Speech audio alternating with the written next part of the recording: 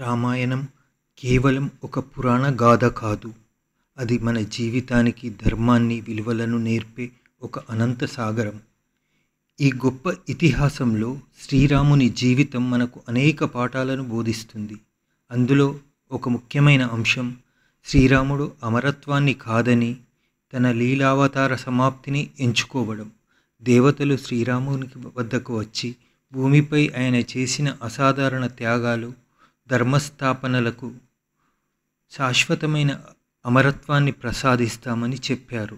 అయితే శ్రీరాముడు వారి ఆశీర్వాదాన్ని వినయంగా నిరాకరించాడు.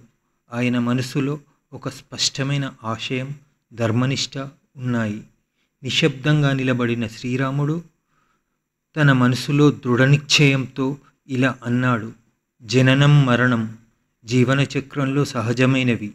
నేను భూమిపై రాజుగా, ప్రజలకు అధిపతిగా నా రాజధర్మాన్ని, ప్రజాధర్మాన్ని పూర్తిగా నెరవేర్చాను.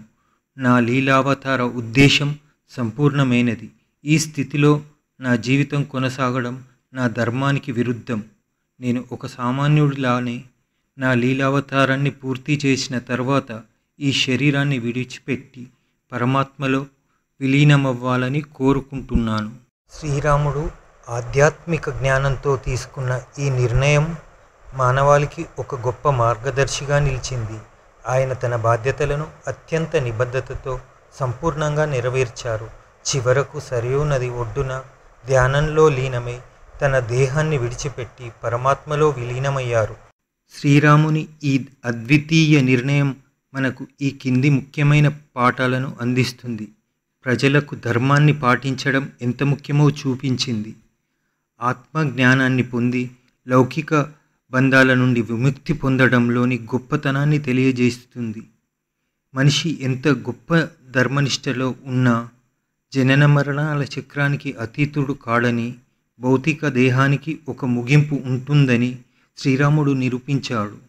శాశ్వతమైన జీవితం కన్నా నిలిచిపోయే విలువలు అంటే ధర్మానికి, నిస్వార్థ సేవకు ఎక్కువ ప్రాధాన్యత ఇవ్వాలని శ్రీరాముడు తన జీవితం ద్వారా చూపారు.